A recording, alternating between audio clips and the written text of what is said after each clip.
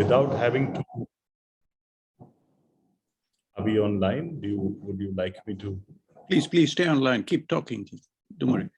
Anyway, we are very happy, Ranjitji, that you have joined us today. It's an honor to have you with us because you know some of the growing opportunities in India and globally. You're also aware of the challenges that are faced, and you're also aware of what needs to be done. And so for all of those reasons, we are very fortunate to have you with us today. And the way our events are going to progress today, Satish Thakurji is here with us from Canada India Forum. He will open the event and then he will say a few words about the work they are doing in Canada, in Toronto, with Toronto Health Networks, large network of hospitals, 5,000, 6,000 bedded total. Interactions with the university, CIF are looking for $1 million fund that is that they are organizing to take Ayurveda forward. And then Satishji will pass the floor to Harishji, who's the founder of the Canada College of Ayurveda Yoga. You know Harishji from many, many years now from India. And then Harishji will pass the floor to me to moderate. And because he wants it all to finish in about 1 hour, maybe a few minutes more after an hour, I will quickly ask Joshiji a question about why aloe vera is so commonly found across Europe. It doesn't grow extensively in Europe, but it's found. How come it is so popular, aloe vera juice? And how come our traditional formulation, Kumariasava, is not popular? And with that, we will take it onwards. And then we are good to go.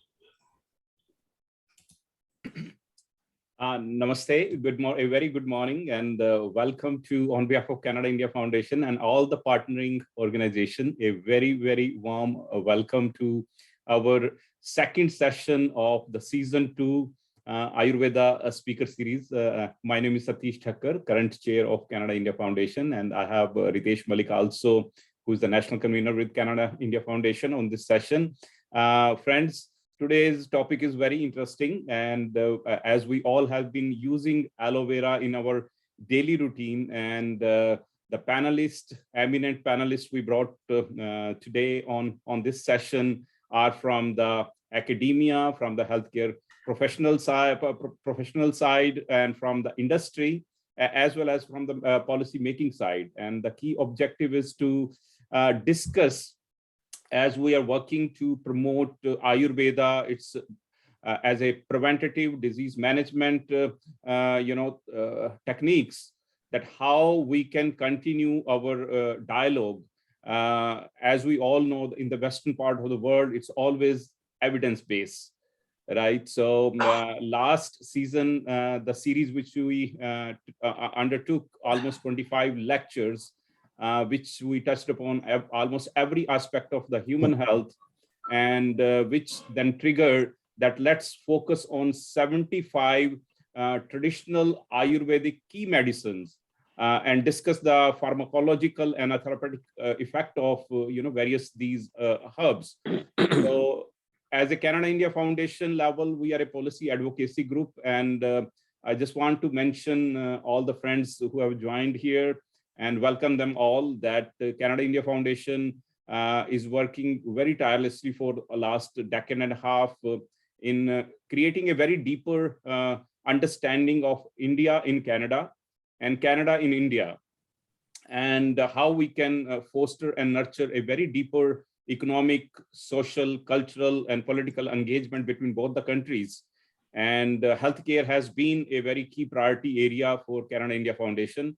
We have hosted almost 3 various healthcare forums, and last year we hosted our healthcare forum in partnership with FICCI, along with UHN. UHN is the #1 hospital chain here in Toronto, and with over 17,000 doctors working on, and world-renowned hospital like Princess Margaret, Toronto Rehab, Toronto General, and various MOU has been actually advanced between Canada and India in the healthcare sector, and in particularly with the UHN, Canada-India Foundation has played a key role.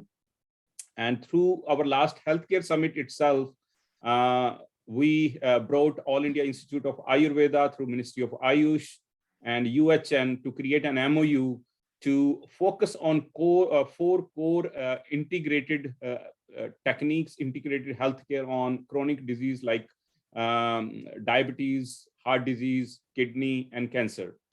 And Canada-India Foundation, as a civil society, we helped create a $1 million research funding for that. And in fact, last week, we had a key meeting with the UHN. Dr. Harish Verma is one of our key champions to discuss the roadmap. And we are very proud to mention that this MOU was signed recently at the launch of the Global Research Center of the World Health Organization in the presence of Honorable Prime Minister Narendra Modi ji.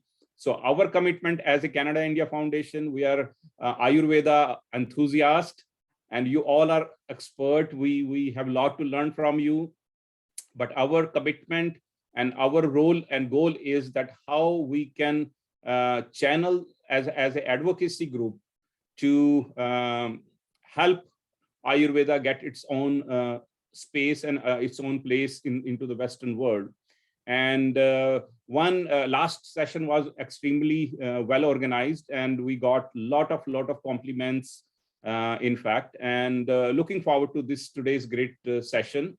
And one aspect which I would request you all, experts and eminent people from the industry, from the profession are there. I think what we should also focus on that creating on each speaker series, on each Ayurvedic, traditional Ayurvedic medicine we are touching upon, a kind of a compendium of all the clinical studies took place in that, all the research has taken place in that, because creating that kind of a compendium of or volume of, at one place, if we are talking about Trifla churn or we are talking about aloe vera, what kind of studies has been conducted so far? How many research paper has been published so far all across the world? And if we can create a booklet of that down the road, and it helps us as a policy advocacy group when we are talking to the different policy makers and various other stakeholders, it goes, the volume speaks of itself.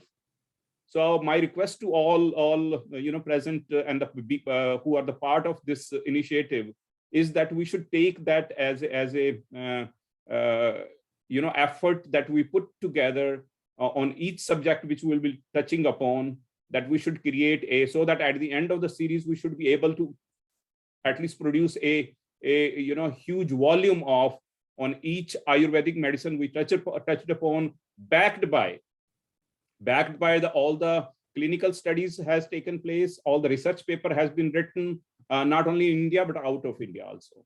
So with that note, I welcome you all, and looking forward to today's exciting session. And I will invite now Dr. Harish Verma to please carry on the further proceedings of the session. Dr. Verma, over to you. Thank you, CG. Thank you very much. And I'm grateful to CIF and Consulate General of India for supporting us. And the viewers, today we will have a brainstorming session on traditional Ayurvedic medicine, Kumariasava. Kumariasava is prepared from a very popular herb called aloe vera. Aloe vera, as we all know, is very popular all over the world.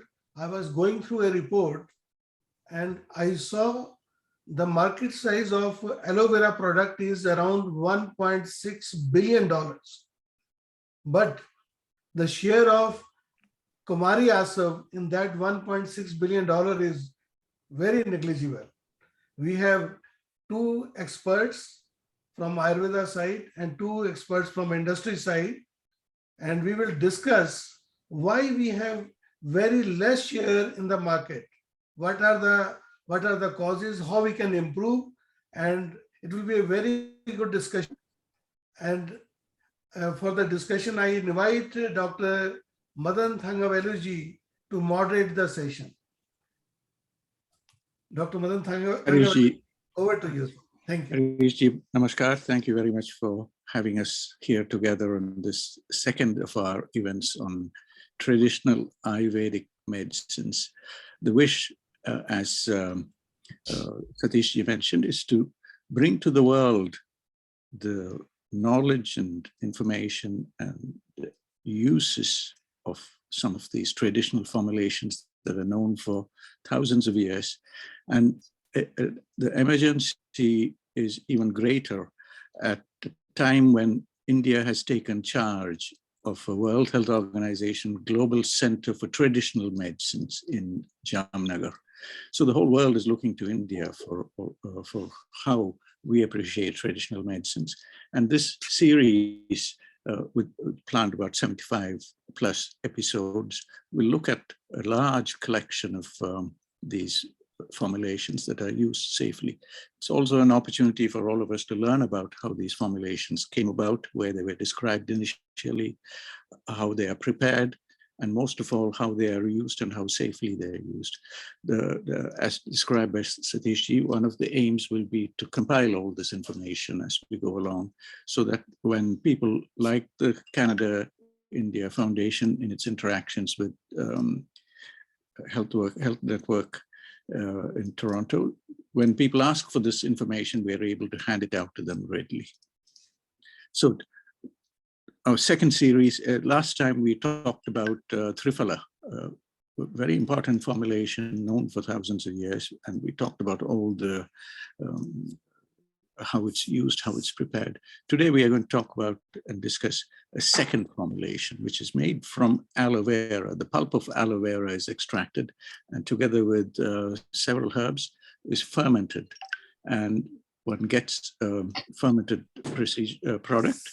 And this has very many beneficial effects.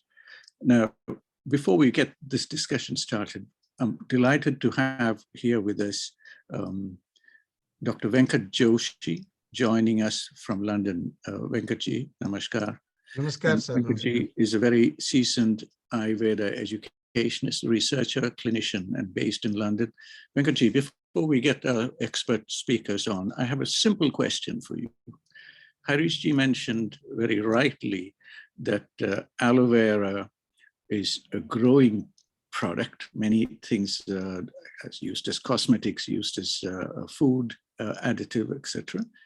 Why is it that we see so much aloe vera here in Europe, in the UK? In any market you can get aloe vera leaves any time of the year, and across Europe. How come we have aloe vera here in Europe, but nobody knows about the fascinating Indian preparation number one, Kumariasava, that we're going to talk about today? Number two, why are these kind of products not popular? We are going to be talking in the episodes to come about many of these traditional medicines. Please tell us what you feel. You've been working here in Tooting in London for many years now and teaching too. Please tell us. Namaskar, sir. Yes, Namaste. sir. Thank you, sir, Dr. Madan Thangavel, sir. Actually, the aloe vera, as from Ayurveda point of view, rasa pradhanyam ahara dravyam, virya pradhanyam aushadha dravyam. On the context, we have to educate people because it is the skeptical view, and then people have doubts about use any polyherbal formulations in any way because of these contaminants, whether it can be metallic contaminants or microbial contaminant, they are worried about, even if it is being prescribed. But to generate, to understand the traditional values, like Macedonia, Croatia, where we can see a lot of brews they are making. For example, the horseradish brews, to the cucumber brews, to the sour cabbage brews, to the rastrika brews, and even the grapes. A lot of our students, they are making with no preservatives. Household brews are commonly found in the Croatia, but that is not there in the case of UK. and where people are easily accepting as a food supplement for internal uses like aloe vera, which is so popular. And we have to make that aloe vera based asavarista, which are equally safe as a food as a medicine based because of its synergy compatibility raised by these ingredients. And two substances, asawaristas and leihyams, they both will come under the food as a basis supplements only from Ayurveda point of view. So understanding that, this is my observation that why Kumariasava is not very much popular, where the aloe vera is very much popular, because and it is the food supplement, and people have to be educated to the level of that benefits of food supplements being consumed 24 to 48 ml Ayurveda prescriptions into the dosage level, and that we need to understand and make it available, because they exploit this asavarista. If it is Kumariasava somebody prescribed, they just take it like a teaspoonful and doesn't work. Teaspoonful, tablespoonful. You need to increase the dose, and awareness is required, as I understand. Thank you very much for giving me this Thank you, opportunity. Joshiji. Thank you so much. You have touched on the key point, which is educating the public about some of these things and giving them enough information, which is the main reason for our set of talks here, that we want to educate people about how these formulations are prepared, what are the benefits, how they are to be used. And we are very fortunate to have with us two speakers, two experts in this area. The format for our series is that we have an expert who comes from the Ayurvedic discipline of Dravya Guna, the area that specializes in approximately the pharmacology, the pharmaco aspects of plants. And the second person that we'll have is a person who knows how to administer this and how to follow the outcome of these things. So they are the two experts. At the end of their presentations, we also are very fortunate to have with us two guests, Shri Ranjit Puranik ji joining us from Mumbai. Namaskar, Ranjit ji. And also Ranjit ji looks after, he manages one of the very large traditional Ayurvedic formulation manufacturing family concern in Mumbai, very respected organization and known across the world for their products. So Ranjit ji, thank you so much for joining us from Mumbai. We will also have, following the first two presentations, we will have we'll hear from Shri Anil Johari ji. Anil ji is very special. He was formerly the CEO of Quality Council of India, setting standards for yoga, and more recently setting standards for what are called Gram Vaidyas, the village Vaidyas, and even more recently developing approaches for quality control. And also Anilji engages in the area of trade discussions with different parts of the world. So we will hear something about standards, how things are to be manufactured, where help might be needed, either in terms of public engagement or all of those aspects, after we hear from our first two presentations. Without much ado, I invite Dr. Ghazala Hussain, joining us from Hassan in Karnataka. Ghazala, thank you so much for being with us. Ghazala is predominantly a Rasa Shastra person. She's specialized in the discipline of Ayurveda called Rasa Shastra.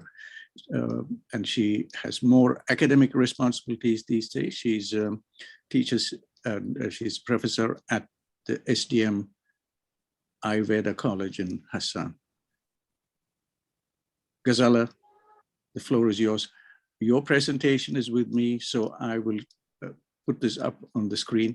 Ghazala, please tell us very quickly, in about a few seconds, what you're going to talk to us about. Clearly, Aswam, you're going to tell us a little bit about how you prepare this and some of the, how careful we have to be with these things. Okay. Namaste, sir. Thank you very much for a brief introduction. A very warm good morning and my salutations and greetings to all the attendees here. My greetings and my pleasure to be a part of this virtual lecture series. Ghazala, we have lost your, please unmute, we have lost your voice. Thank you.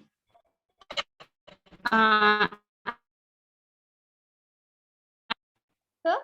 Yeah, we can hear you. Thank you. I'm Dr. Ghazala Hussain. I'm an associate professor, being into academics and teaching since 15 years. I have been a guide for PG dissertations as well. Involved in a few researches as well, sponsored by Rajiv Gandhi University of Health Sciences, Karnataka, Bangalore. My area of research interests are in toxicity and various experimental studies to know the various actions and modifications of dosage forms. The presentation that I'll be doing today is on Kumariasava. I request sir to please share the slides now. Thank you, Ghazala. Your presentation is here. Tell me when to advance and I can advance the slides. Thank you. I hope it's visible.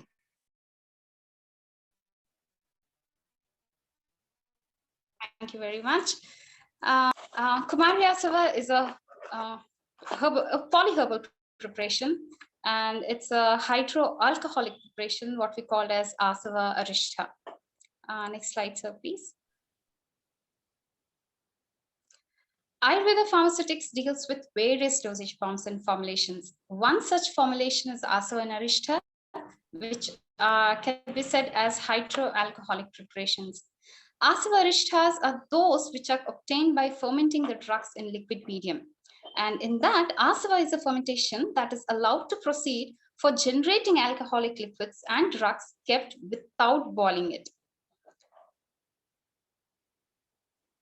In arishthas, we tend to boil, whereas in asavas, we just extract the juice and we keep for fermentation. There are four main constituents that are needed for any asava arishtha preparations. They consist of liquid media, that is a decoction of various herbs or juice of herbs, sweetening agents, it could be jaggery, sugar, or honey, medicinal herbs or herbal powders. They will be used in the form of powders, fine powders, and fermenting agent. Most of the time we use Dhataki Pushpa, that is the flower of Woodfordia fruticosa. The general method of making any asava arishtha is, for fresh drugs, the juice will be extracted. In case the drug is dry, it is soaked in water overnight, and next day it will be macerated and the liquid will be filtered. And jaggery will be added to it, dissolved. It will be filtered once again to remove any physical impurities that are there in jaggery. And then the fine powders of medicinal herbs or drugs will be added to it. Then, and this is a very important step where it is kept before keeping it for fermentation, the containers or the pots that are used, containers in which we keep the drug for fermentation gets sterilized, and it will not go for any secondary growth, etc. And then the mouth of the vessel will be sealed well, and then it will be placed in a warm room for completion of fermentation. And then once we assess the test in clean and dry containers. Next slide, please. What are the benefits of these asava arishthas or fermentation products? These preparations contain self-generated alcohol, which itself acts as a preservative, and hence they remain for a longer, the duration or the shelf life is long. The Tikshna Diguna, that is the sharp properties which are rendered because of the self-generated alcohol, helps in quick absorption and assimilation of the medicine. These asava arishthas have sweetening agents like jaggery, honey, because of which the palatability will increase, and also the jaggery, sugar, and honey that are added also have nutritive value to it. And they kindle the appetite, okay, and by stimulating the digestive enzymes.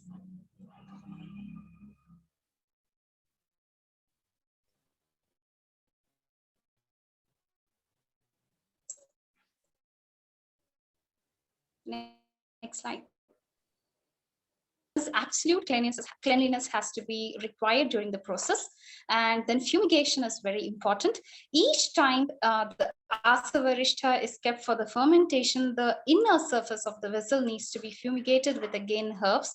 And in large scale manufacturing, they use wooden vats, porcelain jars, or inert vessels, and or any earthen vessels. A place of fermentation plays a very important role for fermentation to occur properly.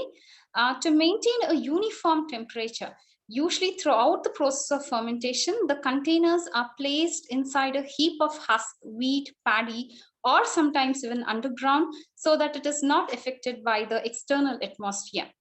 There are various tests that are said in the authentic books of pharmaceutics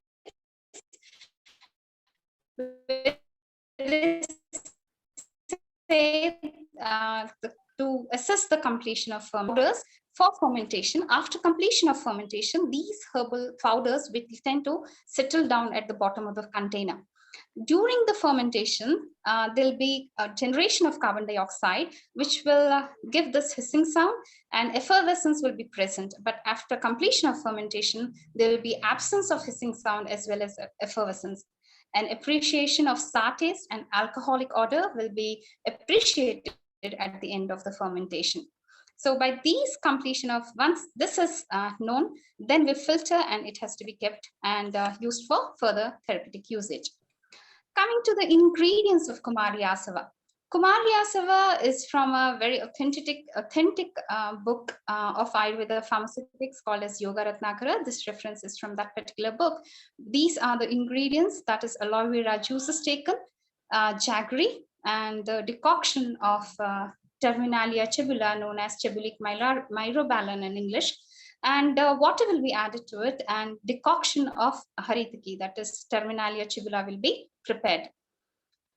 The other ingredients in Kumariasava are honey. We use Dhataki Pushpa, that is Woodfordia fruticosa, for the purpose of fermentation. The other prakshepaka dravyas, what we call other minor ingredients that we add to Kumariasava, are netmak, clove, tail pepper, muskroot, kababaka. I could not get the English this one, but the Sanskrit term is kababaka. Next slide, please. Java long pepper, erindamula or castor plant root, the nutmeg, crab's claw, Terminalia bellerica or belleric myrobalan, orris root, and the calyx of copper and iron are added as fine powders, that is the bhasma, what we say, or the calyx of iron and copper. These are the ingredients of Kumariasava. Kumari, that is aloe vera, juice is taken, and then we make a decoction of Terminalia chebula. These are the other herbs that are made into a fine powder and then added at the time of fermentation. To the juice of aloe vera, jaggery will be added. The pot will be fumigated in an earthen pot. The drugs will be added. Madhu will be added, that is honey will be added. Woodfordia fruticosa, that is Dhataki Pushpa, which is used as an agent for fermentation, will be added. The mouth will be sealed and it will be kept underground inside the pits made in the ground to facilitate the fermentation, because the ideal temperature should be between 30 to 40 degrees Celsius to facilitate fermentation. That was the classical or conventional way of making asavarishtas. At present, we use milling machines or juice extracts to extract the juice, and after that, we, instead of earthen pots, because they are very fragile, it is kept in wooden vats because they are quite thermostable and they'll maintain a good temperature. And the decoctions are made in steam jacketed vessels.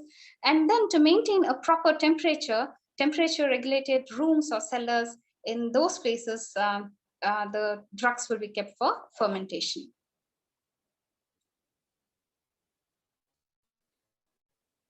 Next slide, please. Coming to the preparation of Kumariasava.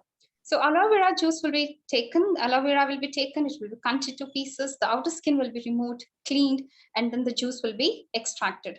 To this, jaggery will be added and it will be mixed. At the same time, the decoction of Terminalia tubula will be added and both these will be mixed. To this, the fine powders of the drugs that I had enlisted earlier will be added.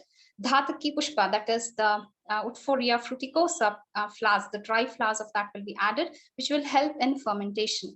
And then this, after it cools down, that is the temperature of the kashaya that cools down, honey will be added. Honey is added only when it is cool and not in a hot state.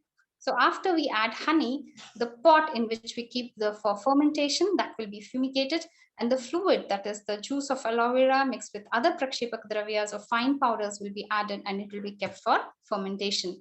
Once we assess the complete test of fermentation and realize that the fermentation is complete, then it will be filtered and strained and bottled.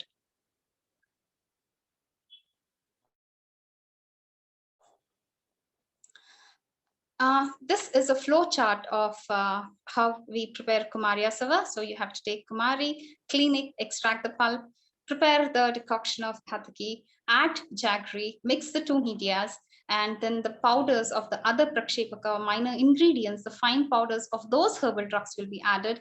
Dhataki pushpa, that is Woodfordia fruticosa, dry flowers will be added to it, and then it will be kept for fermentation. Once we assess the complete test of completion of fermentation, it will be filtered and then it will be bottled up. The general dose that is given and suggested by Ayurvedic Formulary of India for Kumariasava is 12 to 24 ml. This dose can be changed based on the condition of the patient and based on the dosha, that is the body aggravation of the bodily constituents. And usually this is given with anupana because the pH will vary, and hence the adjuvant with which it is given is water. Important therapeutic uses of Kumariasava are: it is indicated in abdominal lump, cough, dyspnea, hemorrhoids, diseases due to the vata dosha, epilepsy, phthisis, diseases of the abdomen, disease of neck, digestive impairment, pain in abdomen, and amenorrhea.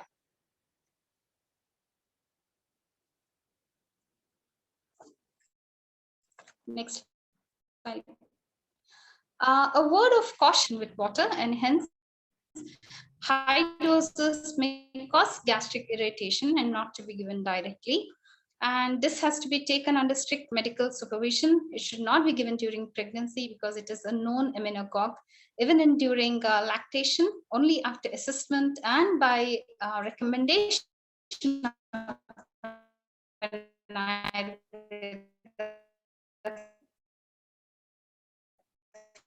physician, it has to be administered. Coming to the pharmacological properties of Kumari, because there are two main ingredients here, Kumari and Haritaki, and a few prakshepaka dravyas. Kumari is known to have it restores the immune system. It is anti-inflammatory. It has anti-diabetic effect, anti-mutagenic effect. These are references taken from various research articles where it has proved to be useful in all these conditions, or it has these actions. Next slide.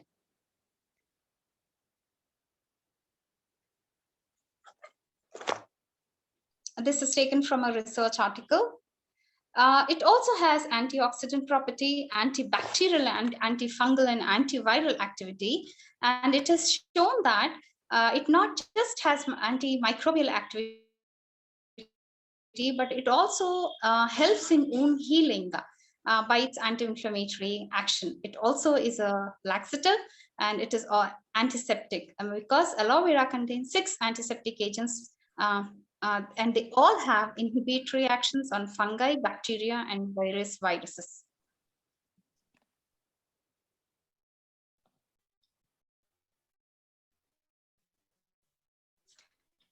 Next slide, please.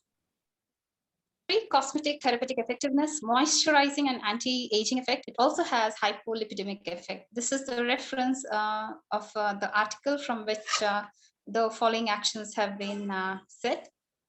It's from a published article. The second main ingredient is a decoction of Terminalia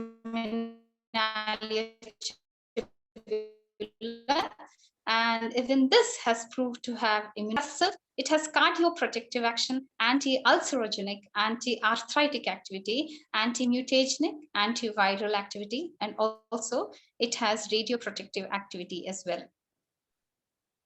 The prakshepaka, the other herbs that are added as prakshepaka dravyas like ginger, long pepper, and others also have proved to have free radical activity, anti-inflammatory, antimicrobial, and antioxidant activities, to just name a few.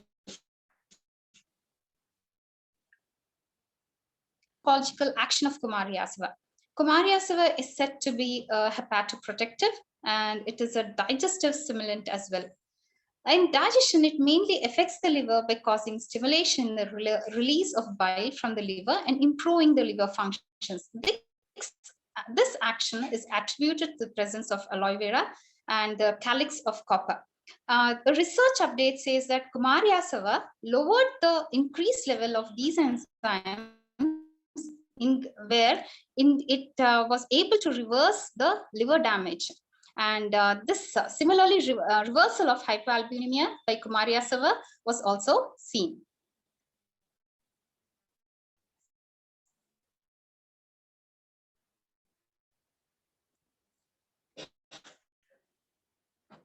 The Kumariasava also reduced, and there was it was able to interfere with the oxidative damage and anti-lipid peroxide property. And it also stabilized the plasma membrane, leading to reduced extent of lipid peroxidation. And results of biochemical estimations were supported along with the histopathological examination.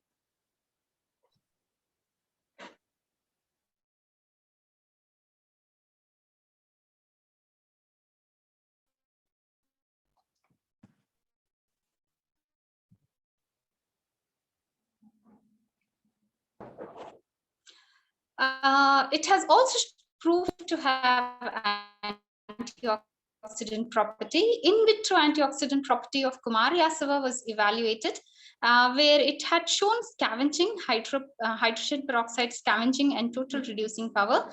And the results were compared with standard antioxidant ascorbic acid. So this formulation did show a marked in vitro antioxidant property.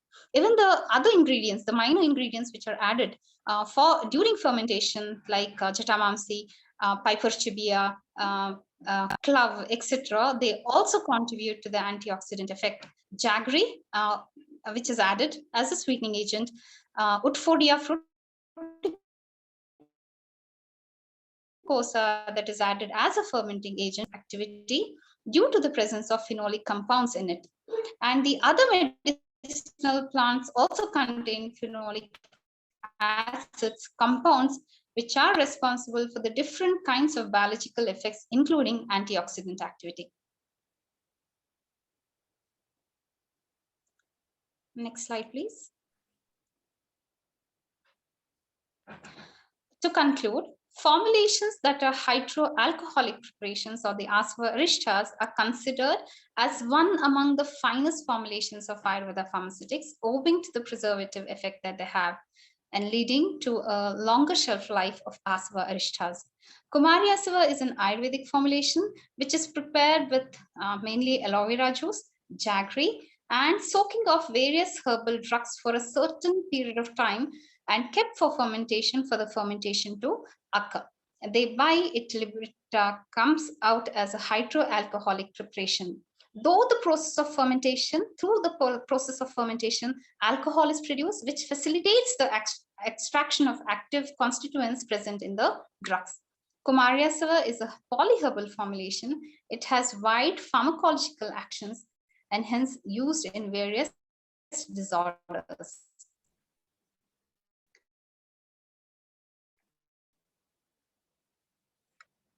Is from Ayurvedic Formulary of India, and this reference was from Yoga Ratnakara as well.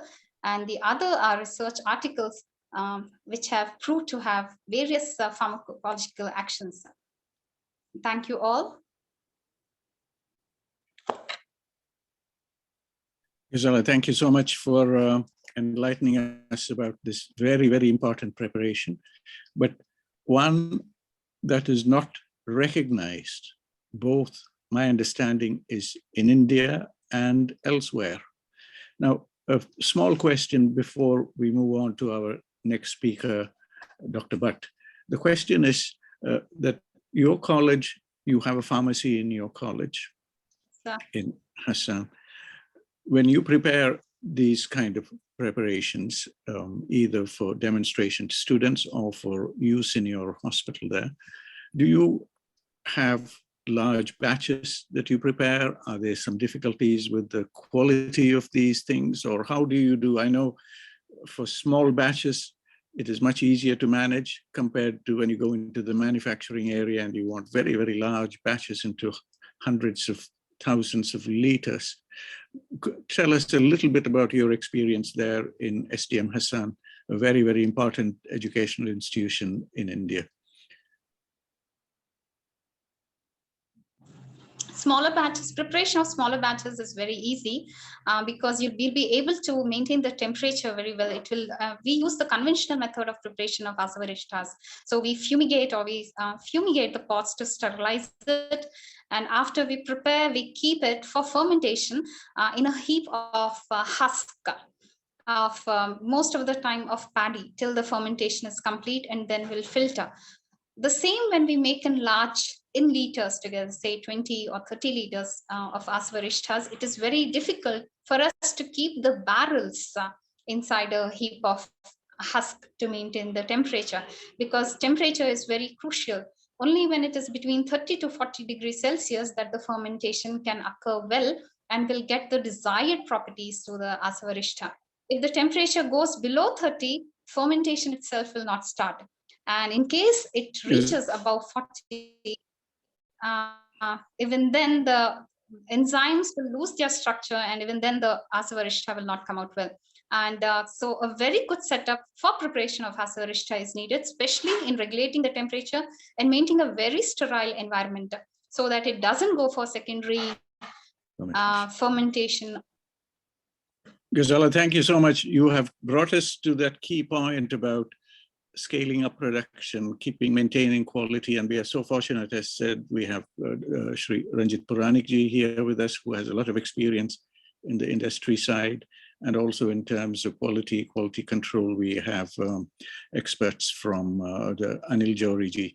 We will come to our two special guests later in the presentation and get some ideas about how they would guide us and how they can visualize a new future for these traditional Ayurvedic medicines, not only for India, but for the whole world.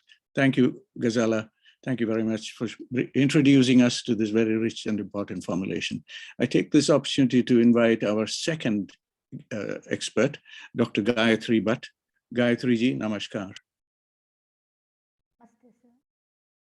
Namaste all. Thank you so much for joining us today from Karnataka.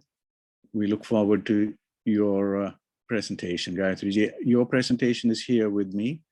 And while I load this up, please tell us a little bit about how you came into Ayurveda and how you continue to be inspired about this wonderful science of Ayurveda, and what is on your mind for globalizing this important science, particularly the traditional Ayurvedic medicines. Thank you. I'll just prepare your slides in the meanwhile.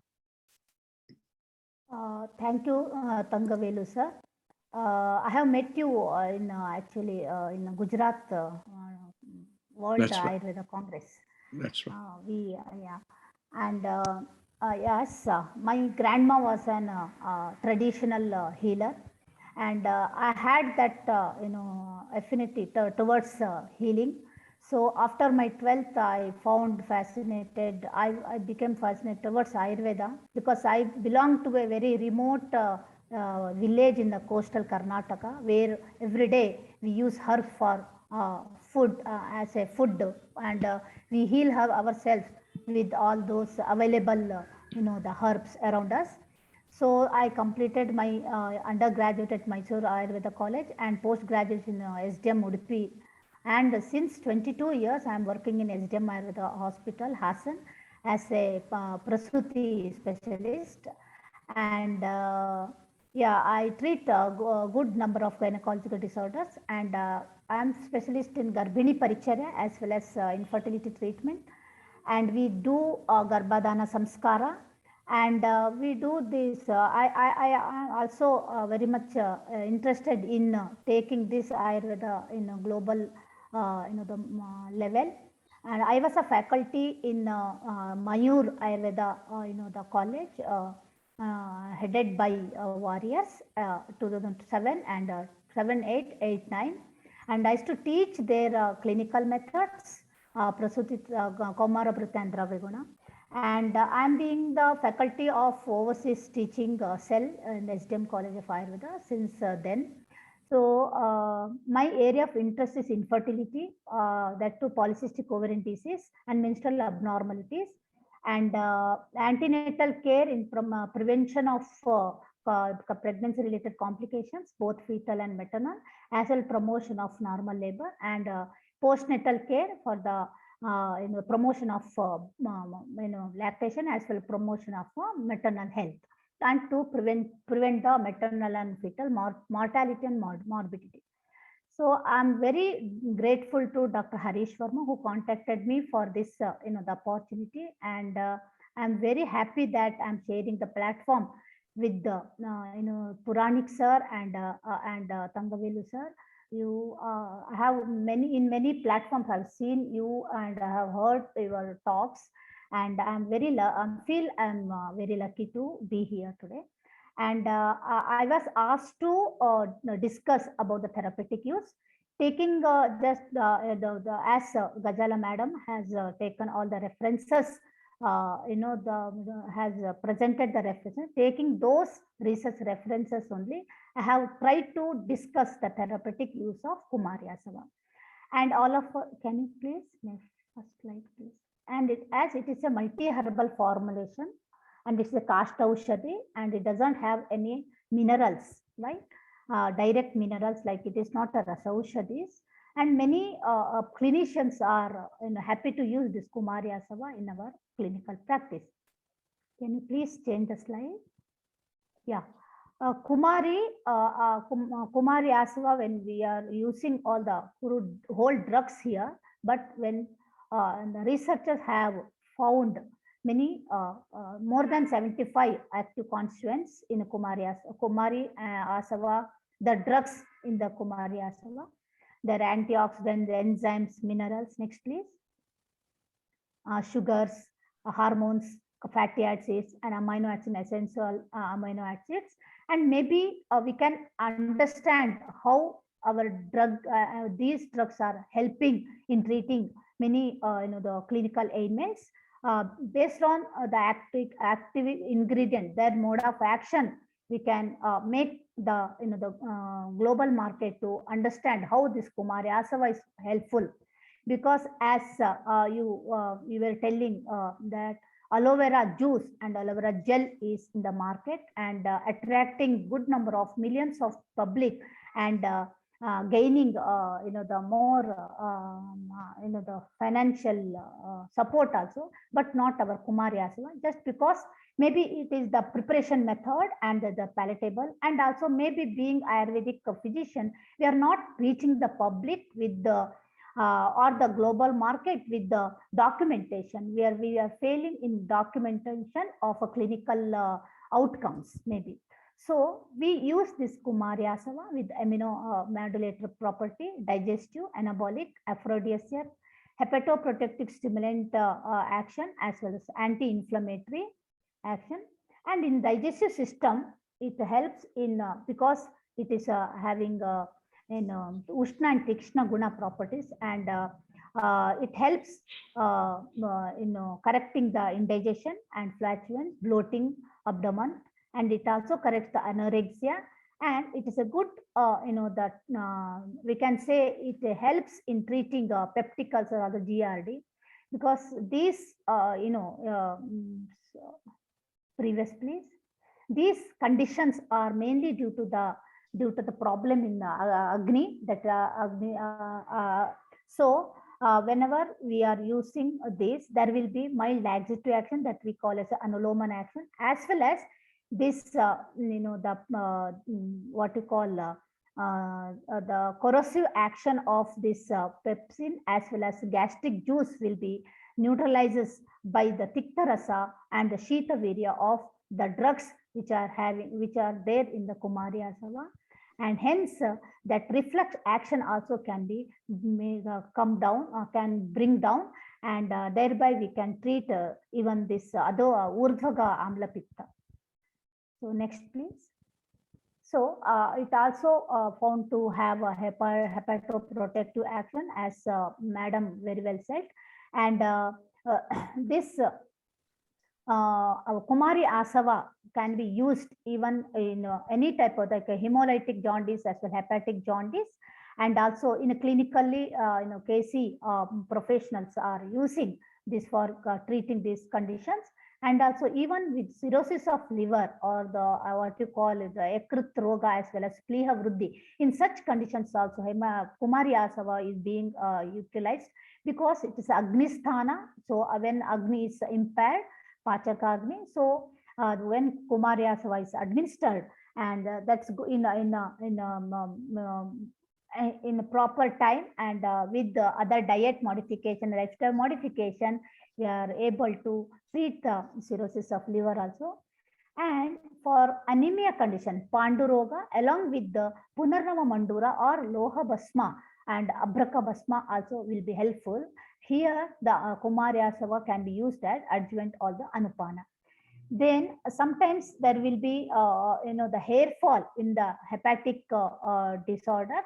While it is one observation that when we are treating this hepatitis, that jaundice with Kumariasava, even with without any other application, external application, with regular oil using also, the hair fall was under control.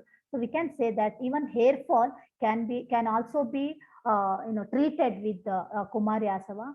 Maybe because it corrects the Agni, so Rasadhatu it becomes Nirama, and Uttarotar Dhatu Poshana happens, thereby Astimala, that is hair, also will be formed normally. Next, please. Then laxative action. So because of the anthraquinones, these are having that laxative action.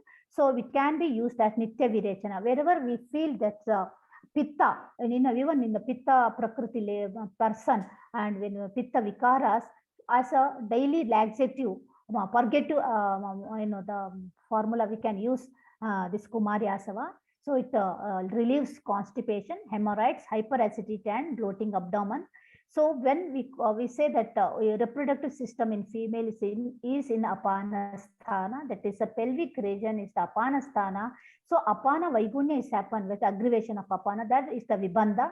So it is our clinical observation that while taking the history, we see that most of the lady with the reproductive health issues like menstrual abnormalities, majority of them are having constipation or irregular bowel habits. So there, when we are giving, the Kumariasava, it is helping in correcting the menstrual irregularities also. Maybe it is by correcting the constipation or the Vibandha. Next, please. So for skin, of course, we know that aloe vera gel are being used for external application. And even in our practice also, in our hospital, we conduct 40 to 50 deliveries. Max 60% of normal vaginal delivery we conduct, and out of them, who are having episiotomy, we applied aloe vera gel with the Haridra Churna and Darihadra Churna. Apart from that, other skin diseases like dermatitis or fungal infection, even with the vaginal candidiasis also, whenever the lady complained of leukorrhea along with vulval infection, vulval itching and all, when we administered along with the local wash, like douching along with the other kashayas, when we are giving Kumariasava internally, we are getting better result even in the controlling the vaginal itching. So even eczema, especially I have treated one lady with the genital area eczema. So it had given very good result while taken internally. So even one of patient had herpes simplex and repeated infection. She had gone to skin specialist for antiviral treatment, but when it was recurrent, she came to us. When it was seen, all the genital herpes was there. Then we gave her, because no point in giving modern antiviral, already she had taken.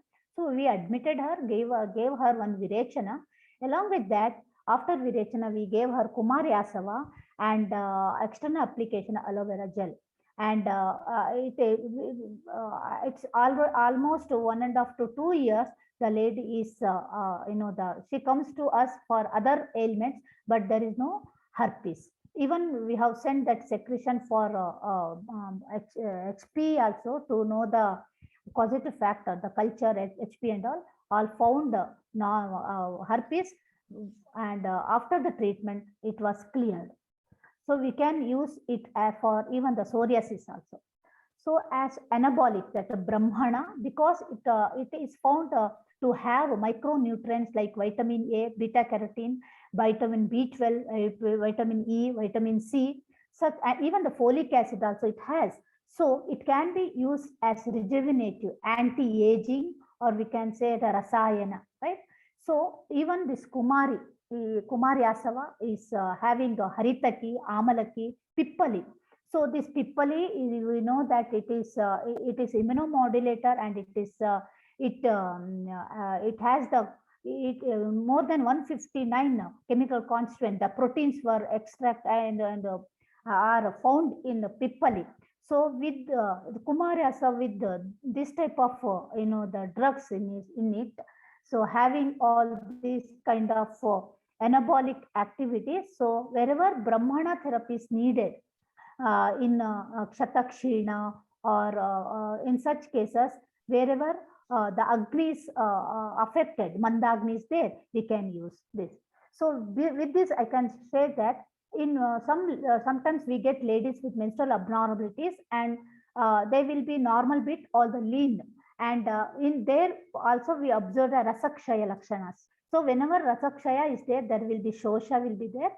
Rase Rauksham Shramma Shosha. So Raukshata and Shosha. When Rauksha Guna, Raukshata and Shosha is happens in the endometrial cavity or the female reproductive system, there in the scanty bleeding or irregular menstruation, even it may cause amenorrhea, just like Asherman syndrome.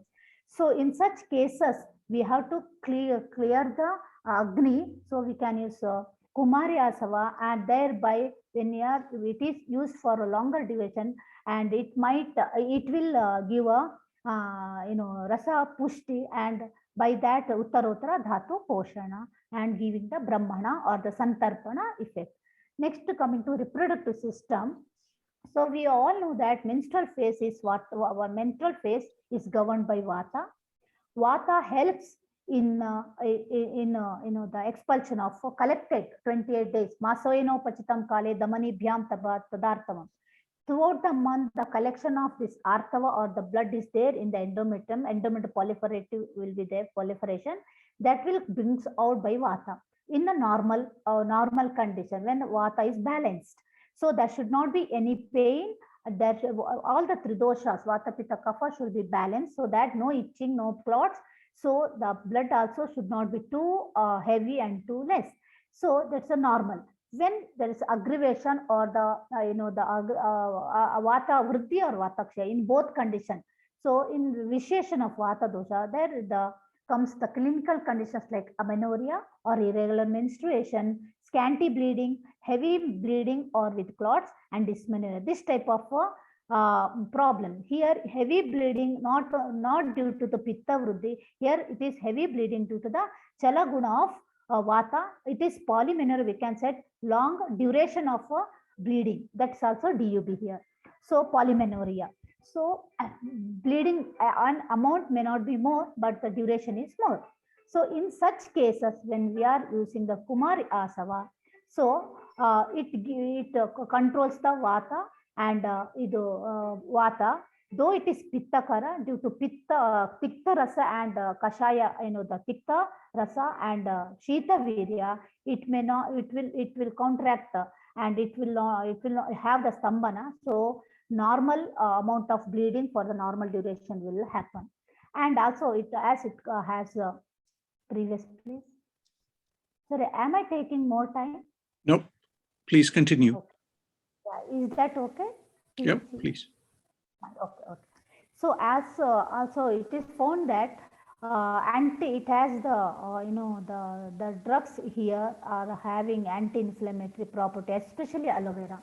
So we know that during the menstruation there will be PGE2 secretion, and it is from the research is found that the ladies who are having dysmenorrhea, especially primary dysmenorrhea, are having more PGE2 prostaglandins, which are responsible for the inflammation. They're causing the pelvic congestion, as well as due to that the pelvic pain, so low back pain or lower abdomen pain, painful menstruation will be there. So when Kumariasava is used along with Rajapravartini Vati, it is helping the clinician to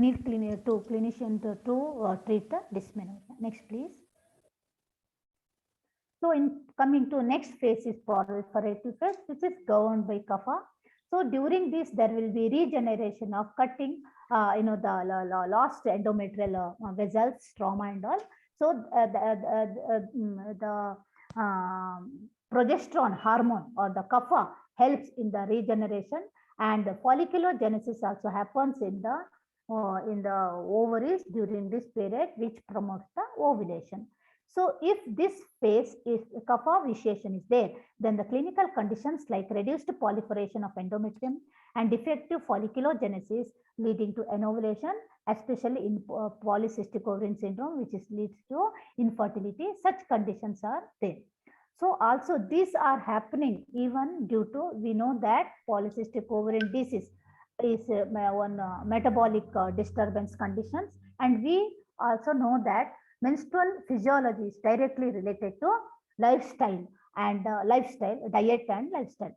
Due to defective, due to stress or the faulty food habits and the lifestyle, faulty lifestyle, there will be free radicals in the body circulating throughout the body, and this leads to defective estrogen metabolism in the liver also.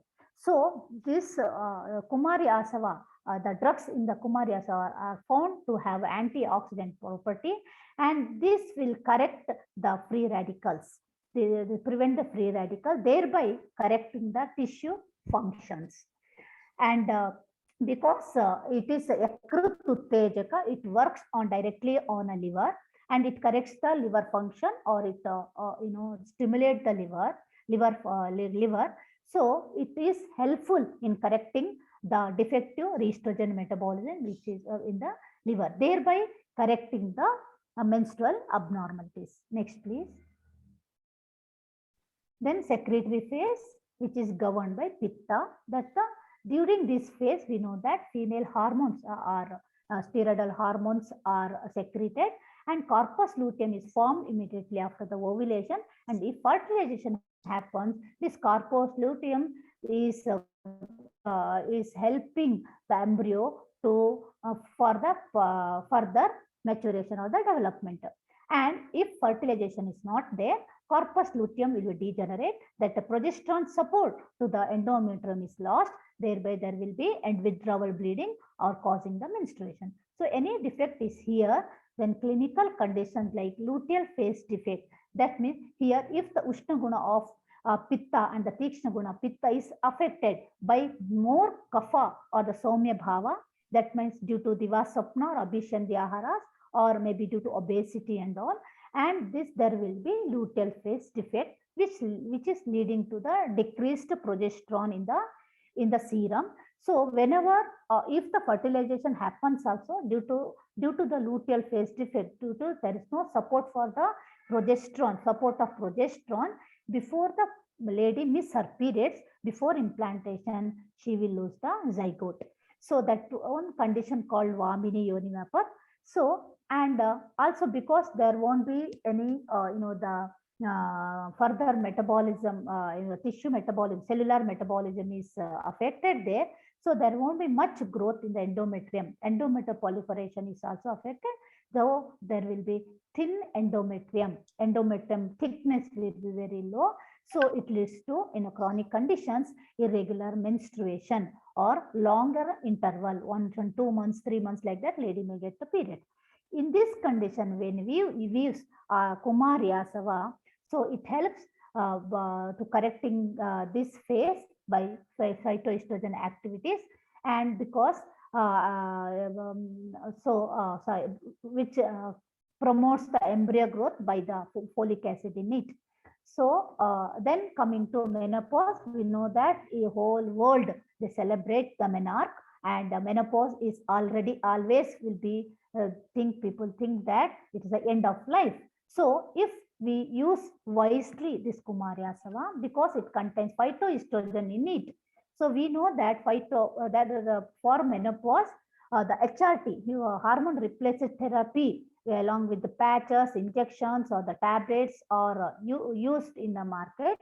But whether these herbs can be can substitute this HRT, means we can see if wisely, if we are used along with other Shodhana therapies, detoxification and methods, then I can say yes, we can, because these drugs of Kumariasava are having phytoestrogen property, and we know phytoestrogens are having adaptogenic quality. Whenever there is hypoestrogen is there, they can supply the estrogens, and they are adaptogen in compare with the synthetic estrogen, which are not adaptogen. Whenever there is hyperestrogen, they can remove the the extra or they can block, just like lock and key method. They will block the receptors of estrogen in the tissues, thereby blocking the bringing the hyperestrogen put down. So this is the condition where the ladies will be having hot flashes, irritability, and impaired lipid metabolism. So when Kumariasava is used, this type of hot flashes can be combated by the phytoestrogen activities, and also because it has got pippali in it, amalaki and haritaki also, irritability type of complaints also can be under control.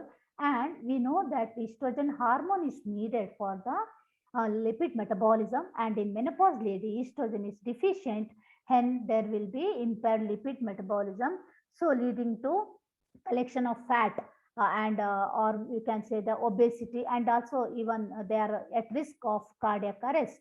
So when Kumariasava is used, we can treat all these conditions. Then it is because it stimulates the drugs in it having the immunomodulator, the activities, it can even prevent the antiviral. So sorry, it can prevent viral infections. Next, please. So coming to anti-cancer, so because it has polysaccharides prevent the anti-cancer, I have the experience with this property of Kumariasava. Actually, that lady, actually, I told her she had endometrial carcinoma, and which was her age was 65 years, and they were not ready for chemo or radiotherapy, and they thought Ayurveda can do help them, and they brought her to me. And I after giving a mild sadhya virechana to her, and I have prescribed her Kumariasava. In the beginning, they were reluctant to take. They said they will take fresh juice of aloe vera because they have in their garden. So she started taking that. After 1 week, they come back to me and said that she is getting little irritation, gastric irritation. Then I said, okay, you with the Kumariasava, it may not be there. So then she started taking Kumariasava, 15 ml twice daily with the equal water. And we found after 1 year, once in 6 months, used to go for the checkup, and there was no metastasis. Almost 2 years she took this treatment, and now also she is fine. Another is my own home and the maid in my village. She's also had endometrial carcinoma, and she was actually treated with radiotherapy and chemotherapy after hysterectomy, after hysterectomy. But I have told since 1.5 years now, she is taking fresh juice of aloe vera, and also it is helping her, preventing the metastasis. And next, please, we've already discussed. Next, please. Next, please. So we get the, because it is laxative and it is immunomodulator, whether we can, it is Brahmana, whether we have a doubt whether it can be used in pregnancy. But the answer, we know that it is not recommended during pregnancy because of its Tikshna and Ushna Guna. It is purgative, and that too early pregnancy should not be used because the drugs in it are having anti-fertility action also. So it may abort. So, and the ailments during pregnancy, they won't need any Kumariasava. Next, please. Next, coming to lactation, whether lactating mother can take this. If lactating mother is, there is no direct contraindication, though there is no safety study also. But the medicines which are included, that herbs which are included here, are not having any negative effect, because all are having immunomodulatory effect, and there is not much side effect are reported in a clinical practice. Lactation mother, if she is in need, can be used, because jaundice, hepatitis, if she is suffering from jaundice, or if she is suffering from anemia, which is very common, common problem in Sutika Pando, along with Punarnavasava or Abhraka and Lohabasma, we can use Kumariasava with the as Anupana. And another thing is, during lactation, if the mother, fetus is, baby is having, neonate is having neonatal jaundice, then if mother is given Kumariasava, maybe the fetus, the baby may get recover soon or more earlier with this neonatal jaundice. Next, please. So before I I want to conclude saying that these whatever Ayurveda formulations are having, we are we are prescribing, or we know that they are tested, trusted, and documented. But in a modern era, we are just looking or we are concentrating on number of patients, and maybe we are not able to document.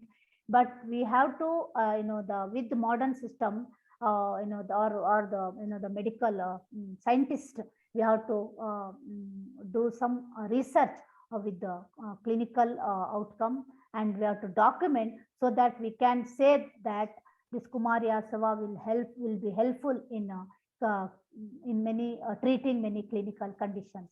I thank the organizers for giving me opportunity. I hope I met your need. Thank you. Gayatriji, thank you so much. Your presentation was filled with such amazing details. Thank you for sharing so much with us. Yeah, you have taken us. I included 2 case studies. Shall I tell 2? I don't know how we are for time, Gayatriji, but let us keep. Okay, that's fine. Let us keep this for. Let's keep this for our discussion. What I found very exciting, I want to put this in the context of the discussions that are going on between Canada-India Foundation and Health Network, the group that Satish ji mentioned as we started. What I found very exciting here is your explanation of possibly the use as a mild laxative for managing all the apanavayu problems that they're as antiviral, as a vaginal douche for so many aspects of women's health. And also what you are talking about, the adaptogenic properties of this herb and formulation, and how you can use this for guna-based chikitsa. You have taken us into the depths. Many people watching this may not be able to grasp all those fine details, those elegant details that is there for specialists like yourself. And before we move on to the questions, answers, and the discussion section, I want to leave you with one question. we have heard about this formulation, the second in our series of traditional Ayurvedic medicines. And we started off by saying that there is a huge interest in aloe vera juice, and not much is known in the world outside India, or maybe also in India, about this amazing fermented formulation. So very little is known about this. There is an opportunity here to take that one aspect that you had, which is women's health, and that in itself, using just one formulation, which is Kumariasava, can become the basis of a very elaborate interaction between Canada and India in the area of women's health. Do you think this is something that can be considered for the future? Yes, sir, definitely, because Kumari itself says that it is a name of woman. So it cures the problems of woman. That too, Kumar is like adolescent, we can say. So it cures the problems of adolescents. So definitely with the Kumariasava, we can have actually research outcome based discussion in future. Definitely we have to document. But only thing is, whatever we are treating. As I said, we treated a good number of polycystic ovarian to adolescent. The unmarried or the there or men for infertility also. We have given the Kumariasava, but after Shodhana, that is a detoxification. Most of the cases we give after the detoxification. It gives more and good results. But of course, without that also, Kumariasava is giving result when we are using it wisely, considering that time of what to say, medicine taking time and administration time, like upon our time we say before food, after food, like that. Another thing is we have to use the body, consider the body type where we are using this. And also we have to think of age. Thank you. Then definitely we can have a good, the interaction with this. Gayatriji, thank you so much, because you have given us the ways in which you can use this formulation, a simple formulation, a very old formulation, a very important formulation, and how it can be used. And you've given us many attributes of the formulation, and most importantly, this aspect about women's health. I think this is one area where we might be able to develop a very extensive research collaboration or a clinical collaboration between. And Harishji is here in Canada. He's here, he's guiding us together with Canada India Foundation. So we will be able to discuss this. So wonderful to hear all of these things. We are very fortunate to have here with us Shri Narendranji, who is going to just give us a few thoughts. Narendranji, namaskar. Namaskar. Namaskar ji, thank you so much. You are joining us today from New Delhi. Thank you so much for being with us today. And I hope you heard from our two experts on how a very simple formulation can actually open up global interactions. Women's health problems are global problems. And such a simple formulation can have huge benefits. So from where I am sitting, I see immense global opportunities on this one simple formulation. We have many more of these formulations being discussed, but please, we want to hear from you. Excellent, Dr. Madan and Canada India Foundation and Dr. Harishji. Thank you for inviting me. So I'm personally learning a lot, and I constantly keep thinking about how we can add value, how we can bring this to a global narrative. And a quick thought, I was responding to Dr. Madanji's question on this Kumariasava in terms of women's health, etc., etc. I recently had on another discussion. There is a person from Karnataka who's written a book on Ritu Vidya. This is about women's menstrual health. And that book has become world famous, and she's been invited to many platforms across the world to talk about our knowledge system and our understanding of menstrual health.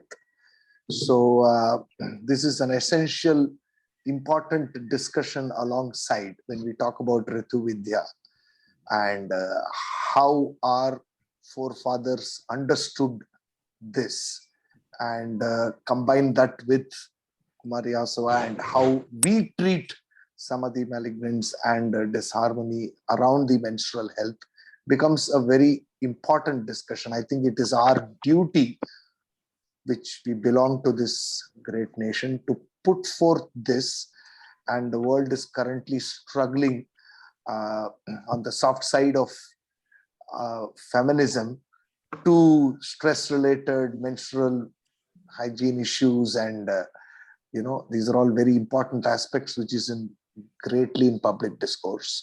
So I leave it to the organizers of this and Canada India Foundation to see how we can create a unified narrative to address. The issues are very global in nature. I think the world doesn't look for different points of view, looking for answers, looking for understanding this from multiple point of view. I think it's only our duty to bring this to the forefront of a global discourse. So that's my reaction. Thanks. Thank you so much. Dr. Thank you for mentioning about this book, Ritu Vidya, Ancient Science Behind Menstrual Practices. I've located it. It's on the chat box. Unfortunately, viewers on Facebook and on YouTube Live, the book is titled Ritu Vidya, Ancient Sciences Behind Menstrual Practice. And the book is by the author Sinu Joseph. Sinu Joseph, that's right, by Sinu Joseph. Thank you so much for sharing, for pointing us to this. And sometimes it is in these important narratives that we can find the energy and the harmony for growing our ancient science and taking it forward. Thank you so much for adding this little bit to the. We are so fortunate that we are to have Ranjitji Puranikji here with us, and also Anil Johari-ji. Let us see if we can gather some comments from both of them about this discussion and thoughts they have on their mind, like what you have offered us, sir. Anilji, Namaskar-ji. Namaskar. Anilji, Pranam. Thank you so much for staying with us. Good day, everybody, I guess. I hope you have been busy traveling to Germany and elsewhere. It is such a delight to have you here with us. Anilji, the question is, we are playing with ideas. We've heard our wish for looking at traditional Ayurvedic medicines for the future, formulations that are there with us for thousands of years. How do we assess the quality control? How can we use the Ayush mark to further these products? How can we use this in ongoing interactions between countries? And where do we position ourselves? Some of the things that you are very comfortable with thinking through, and taking this instance, just one example of Kumariasava, and one of the many areas which is women's health. Is there something that we can build on for the future? Yes, actually, I'm glad to see Ranjit also here, old friend, and he knows all about this Ayush mark, because he was on the industry side when we developed the scheme in 2009.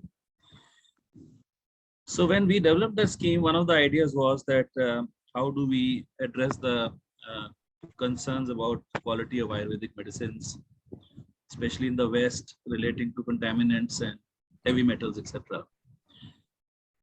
Apart from the fact that we wanted to assure quality even in the domestic market. So therefore, we ended up having two levels of certification, the Ayush standard mark and the Ayush premium mark.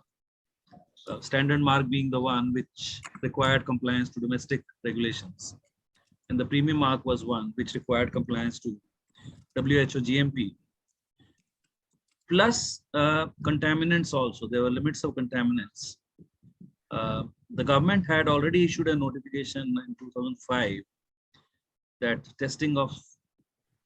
testing is necessary for heavy metals and 3 or 4 arsenic, lead, mercury, I think. There are 4 contaminants. So we created that Ayush premium mark with an eye on the overseas market. We also said that it could be also compliance to importing countries' regulations, provided they are more stringent than option A. Option A was WHO GMP and contaminants as prescribed. Plus, I think something which people don't realize, Ayush premium mark is only applicable to herbal products and not to metal-based products anyway. The reason was very simple. We had a WHO GMP for herbal products. We do not have a WHO GMP for metal products. So in fact, the thought at that time was that at some point of time, we will create an equivalent of a WHO GMP for metal products, but which has not happened, frankly. So this is how it is. Now, the idea, it takes a long time in India to get anything going, actually, unfortunately. But finally, Department of Commerce has come around to the view that they need to negotiate about Ayush medicines. Now, one problem which I see is that Ayush medicines have been exported for years now as food supplements and not as medicines. But now, Department of Commerce has come around to the view that they need to negotiate access for Ayush medicines as medicines if we have to promote Ayurveda worldwide. And a text has been made. I have been part of, I'm still, although I've retired, I'm still part of certain committees, and especially in commerce. And the first target was actually UK, the negotiations with UK, to present Ayush premium mark as demonstration of compliance to UK regulations. I mean, I have been arguing for quite some time with that. There are, we need to ask simple questions, frankly. I don't know why it's so difficult sometimes to understand. A, is our product, and it applies across to all products, is first, A, is our product as regulated in India acceptable in global market? So answer is no, as far as Ayush is concerned. I mean, it will fail on the WHO GMP front itself, because we have Schedule T, which is probably much less stringent than WHO GMP. In case of pharma products, another question that we need to ask is WHO GMP certificate issued by CDSCO, the regulator here, or the COPP, is that acceptable in global market? When I talk to the industry or talk to the Ayurvedic experts here, they tell me, I'm not an expert, you know that, I'm not from Ayurveda field. They tell me, well, in some countries it is acceptable if you produce a COPP or WHO GMP, but in many countries it is not, especially Canada, EU, UK, USA, Australia, I mean, all the major places where we are targeting. If you look at the Government of India's current priority, they are negotiating or starting negotiations with Canada, UK, EU, and Australia. So then the next question is, if these are not acceptable as regulated and as certified WHO GMP or COPP, then do we need an alternate mechanism which can meet the global expectations? This is a question I always answered and said, yes, we need an alternate mechanism. Rather than individual exporters going to the overseas regulator by regulator. You go to UK, then you go to Canada, then you go to Australia, get your product approved, follow their process, get their product approved. It would be much simpler if we have a system here which addresses global requirements. And that certified manufacturer is accepted in some way by the overseas regulators. So it's much more cost effective. It's hard. It's a harder option, all right. It's a more difficult option, but then it's more cost effective in the long run. So now at least I know there's a text now for negotiation, which has been prepared, which should be, I don't know whether it has already been presented to UK or it is yet to be presented. Is this, Anilji, is this text in the public domain or is it still within? No, it's within the government as of within today. government. Yeah, I want, but, Anilji, I would like, hold on to that one important point. And the question is, we have traditional Ayurvedic medicines, which are known for thousands of years. We have heard today how they are manufactured, how they are produced in India in small scale. And we've heard from our first speaker about the challenges. We've heard from Gayatri ji about how effective they are and how effective they can be for global problems and effectively for women's health, which are high value markets. So if I take your point and just pass it over to Puranik ji, just to say, is India missing an opportunity here, Ranjit ji, that the world is moving along, they are happy to, accept all of these exciting possibilities. We are sitting on this knowledge. There is nothing that is going to stop somebody in Mexico making Kumariasava tomorrow. Somebody is going to be listening to this presentation and say, oh my God, I have all the procedures required, steel fermenters, 10,000 liter, a day fermenter, I can produce this. Are we missing, is India missing a chance? And are we as industry, as government, as the community, are we missing a chance? So that is the thrust. I will let you elaborate in whichever way you would like, whether it is in terms of awareness, whether it is in terms of research, whether it is in terms of standards, whether it's, whichever way you would like to. We would love to hear you because you are one of our respected industry representatives in many, many of these discussions. Thank you, sir. Thank you, Dr. Madan, and greetings to everyone who's come out here. And it's a pleasure seeing Anil Johri once again.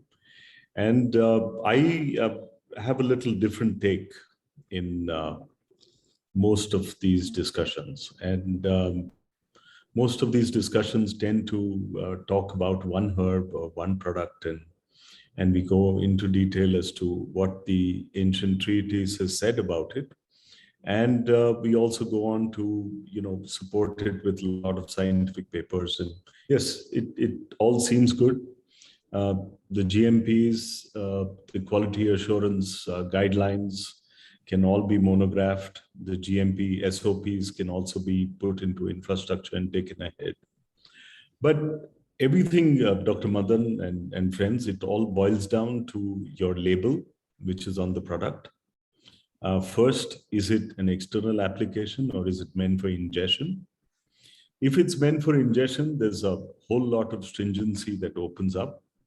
And then it comes down to what for is it going to be used, your claim statement. If you reflect on the presentations that we've had, the first two presentations, Dr. Ghazala and Dr. Gayatri have very vividly and through their own experience also as clinicians, talked about Kumariasava very fondly in terms of the benefit that it gives. And then you superimpose all of those benefits and claim statements given on a product label. And whether it's Mexican authorities, as you say, or it's Canadian authorities, or it's even more stringent authorities, MHRA in the UK or US FDA, or for the matter, the EU Commission dealing with traditional medicines. 100% of those benefit claims that were mentioned in the PowerPoint presentation would not really make the mark. The kind of dossier, the kind of drug master files, the kind of clinical data that one would have to submit as evidence, it's just completely unsurmountable. Second part is that this congregation, even this panel right here and all of our friends on Facebook, haven't really assembled to talk about one product, Kumariasava. We are talking about the entire ethos, the entire public health system of Ayurveda to really graduate itself around the world. Now, when you talk in terms of acceptance of Ayurveda, is it that the Indian government or the Indian businesses involved in Ayurveda or the Indian Ayurveda physicians want to take Ayurveda and establish it in a foreign country? Or that's, of course, one scenario one can imagine, and it's happening. The other scenario is talking about citizens of that country wanting their ethnic medicine, and citizens of that country wanting their ethnic medicine, demanding the right to their ethnic medicine, is a kind of a route that's not yet been tried. And if you do have people of Indian origin in Canada, who, as we have seen in the recent part, farmers protest and stuff like that, the Canadian government is very, very sensitive to the needs and the voices of the Indian diaspora.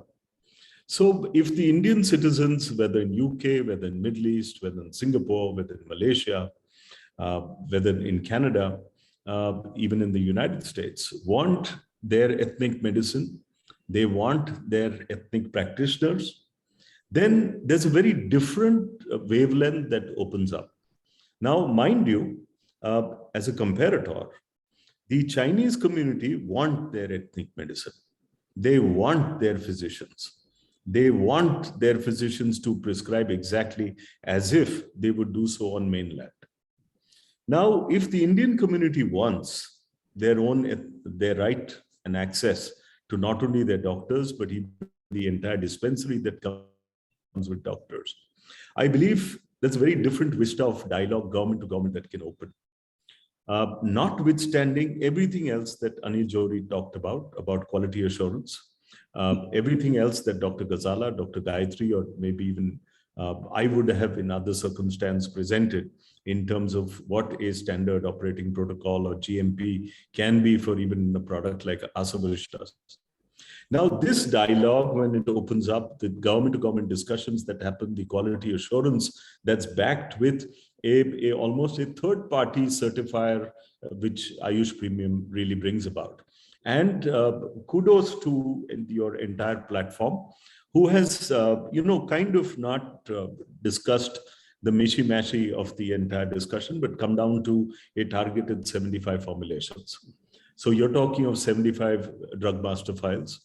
You're talking of a very fine focus of quality assurance parameters that need to be placed in a dossier, which can be assessed by any regulatory authority.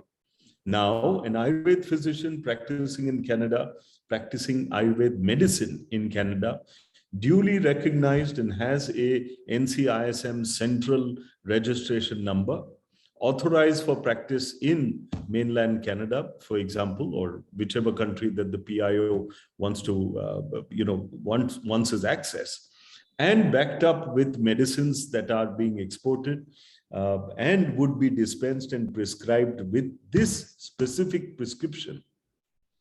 I think this also could be a way that we have not really tried so far.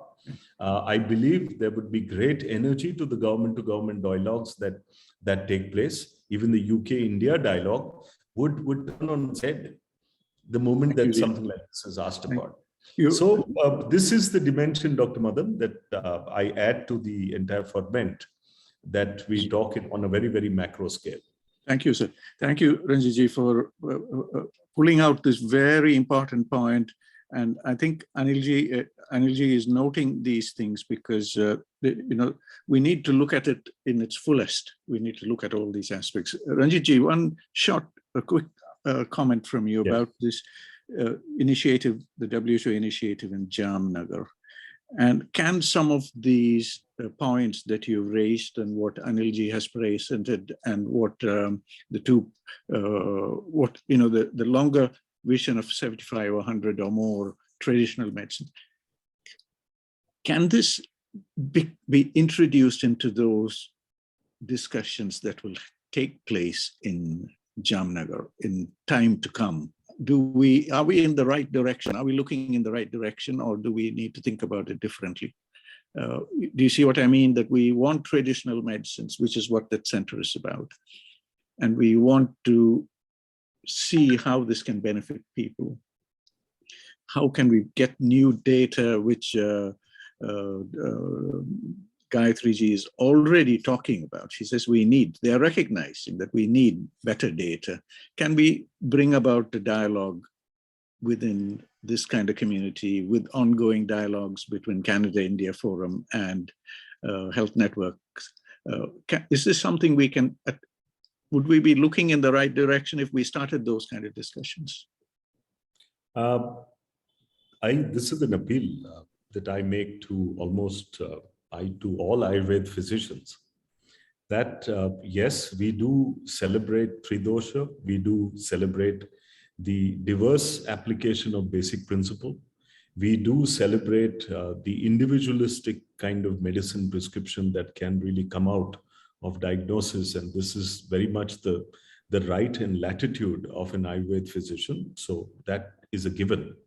But this is an appeal that we hone down to some standard operating protocols to manage disorders and disease. And, these standard operating protocols to manage disorder and disease, you may create subgroups in all of them, depending on Prakriti or Avastha or whatever that you can see as the disease, if it's progressed or not. But as I understand, these standard operating protocols, the kind of data that we can gather from the 450 Ayurvedic colleges, each college meets approximately 65,000 patients in OPD every year. The kind of software backbone that you can have, where these SOPs are really put into motion, the kind of big data that can be available in a very short time of 2 and 3 years. I think all of this moving towards enablers like the Global Center of Traditional Medicine coming up at Jamnagar, because whatever happens in Jamnagar will echo in 183 countries. So this is a very, very powerful time. Thank you so much for pinpointing this. You remember in 2016 when we gathered in Koblenz for the second European World Ayurveda Congress, we touched on this, but we didn't know that Jamnagar would get a WHO center then, but it's happened now. And I just want to bring in Narendra ji here, just to comment on what Ranjit ji has just offered us here. Narendra ji, please. It's a very, very important point that Ranjit ji has just highlighted here, that we have so many colleges, they have 60,000 opportunities every day to harvest data and to use this. Please. Every year. I think I was extremely impressed. So I felt he knocked on the top of my head when we said the demand for Chinese medicine spreads through the Chinese diaspora. It's a very, very important point. I don't have an answer, but the fact of the matter is there was a World Bank report which came out and said India diaspora, when we say diaspora here, it means more than one generation. They don't counted people to have gone in this generation for more than one generation. So Indians are spread in 98 countries. So it's a unique in the history of mankind. And China, the apple-to-apple example, China is spread in 18 countries. So Chinese more than one generation is in 18 countries. So if they can create that kind of demand for traditional Chinese medicine, if India together, all of us, we are able to create even a fraction of that demand, our acceptance and globalization of this will be in much rapid fashion. I think it's a very, very important point. I think from also the government's point of view, I think we have just started. I think it's probably 7 or 8 years into this Ayurvedic ministry and bringing in the special focus. There is way a lot more which can do. I think some pockets of brilliance have already started. This Jamnagar initiative is another shining example. I think slowly over time, we should be able to bring collectively from multiple institutions like Canada India Foundation and yourself, Dr. Madan, in putting together such wonderful intellectual discussion onto this. I think this will lead to some spectacular results. I think we just have to have the belief and keep pursuing this. Thank you. We look forward to you in Delhi. We are very fortunate to have Ranjitji, who is engaging for decades, I would say, in this space. And he has seen the change and seen the developments that are, and he is the best person for us to guide us in things like dossiers, and he knows everything. And most of all, we have Anilji here with us. I'm being highlighted by Harish Vermaji that we are running out of time. But before I draw this discussion to a close, Ranjitji, a request, if I may, which is September, October is when we have the 9th Global Ayurveda event in Goa. I think this discussion that we are having now about traditional medicines, about Jamnagar, about honing the skills that you're talking about, and some of those related things, I hope we can come all together in Goa to discuss some of these things. I know the second All India Institute of Ayurveda is coming up in Goa. There might be an opportunity to showcase that also in these things. Please. We have the 9th World Ayurveda Congress happening on 8th, 9th, and 10th, 11th of December 2022 in Panjim, Goa. As you know, Dr. Madan, we have a separate vertical called the International Delegates Assembly. We are very much, and I would be in a deeper discussion with Dr. Harish and some of our panelists right here to see as to what kind of modulation of agenda, what are the kind of tectonic discussions that we want to make. The time, very clearly, things are not going to move as they moved 5 years ago. It's going to be in comparison lightning speed. So thank you. What is the kind of agenda that we bring in? What are the kind of stakeholders that we bring in? Dr. Harish Verma and other physicians around the country would be happy to note that there is going to be a renewed focus of Indian Ayurveda physicians settled abroad and their voice. What is it that they want? Its International Delegates Assembly also includes them.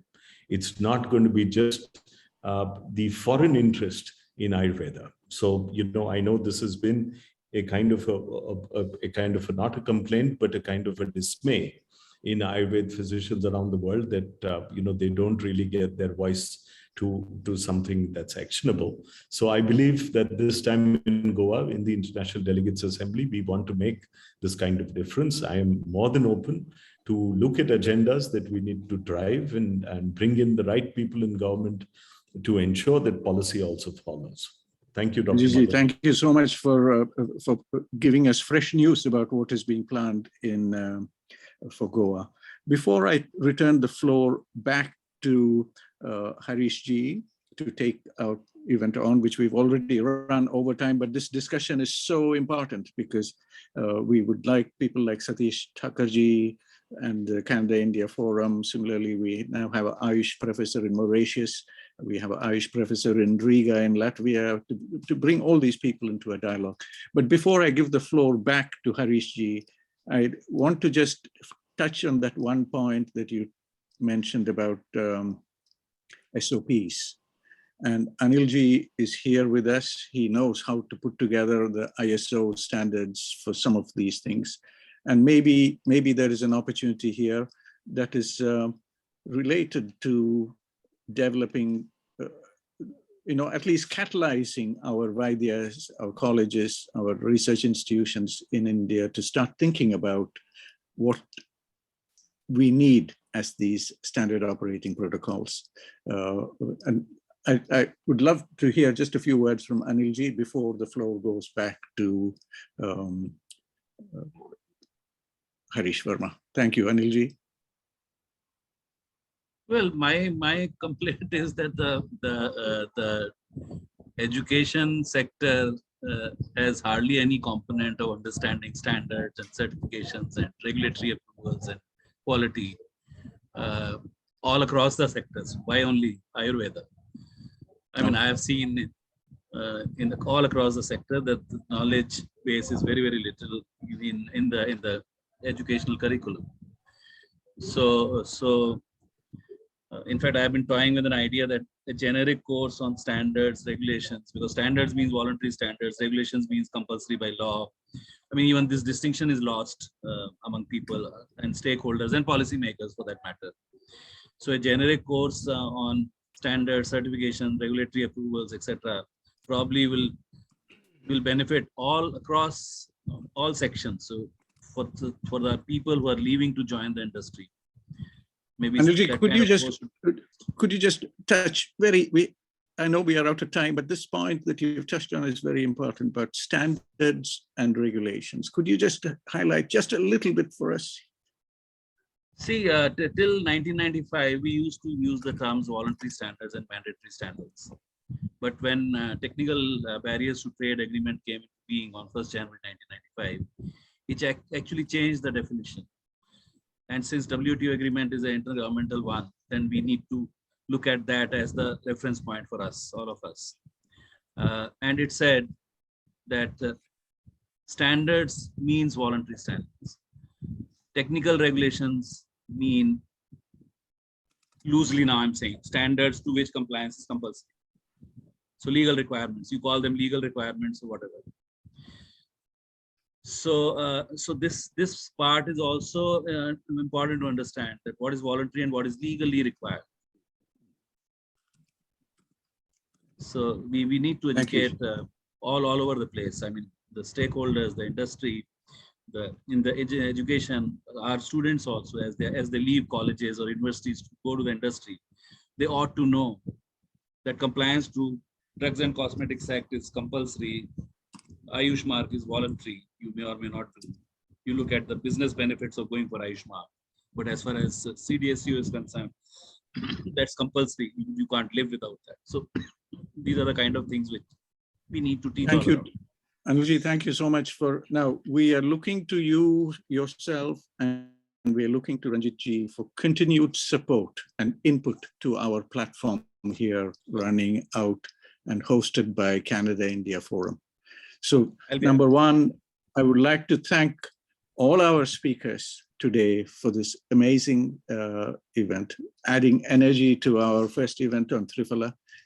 We've discussed Kumari, and thanks to particularly Dr. Bhatt for taking us into those very specific details about protocols and procedures. And thanks to Ranjitji for pushing the button on standard operating procedures. And it's a very important thing, especially when we have to take this to new cultures.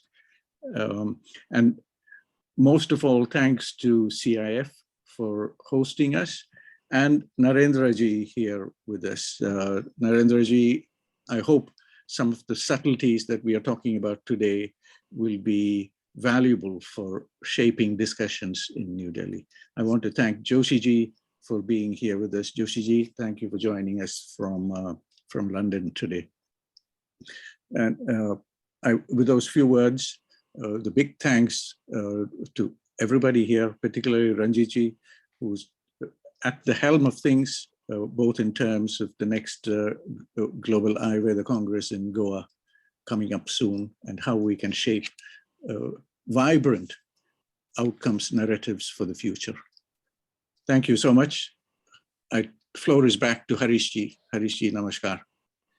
Namaskar, Dr. Madanji. Apologies for taking a little more time than what you had offered us, but this is a very important, and if we missed this chance, then many things that have come out today wouldn't have been clear. Thank you. So I'm grateful to everybody. Thank you very much. And now I pass on the floor to Dr. Palviji for valedictory remarks. Thank you, and over to Palviji.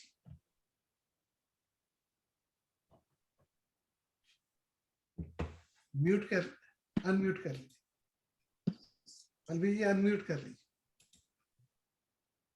Okay. Thank you, Dr. Verma ji. I would just like to mention the first lecture we had on Triphala Churna and this Kumariasava, these two preparations are taken so casually that we don't even realize the importance ki how these things can be with the right adjuvant can be. If we select the correct adjuvant, we can get the desired result on that ailment or that organ. How Dr. Bhatt and Dr. Ghazala mentioned very nicely, it is a very important medication, Kumariasava, for hepatoprotective, pancreatic, and reproductive diseases or gynecology and obstetrics. So with this, I would like to thank the Canada-India Foundation, the THASTU, and our all the organizers and the participants who are here. Canadian College of Ayurveda and Yoga, Consulate General of Canada, and Consulate General of India in Canada, European Ayurveda Association, Associate Ayurveda Academy, and the dignitaries who are here today, Dr. Venkaten Joshi, Mr. Anil Jowhary. You'll have really increased the weightage to our event. And I special thanks to Ranjit ji for coming on this dais at a very short notice, and Dr.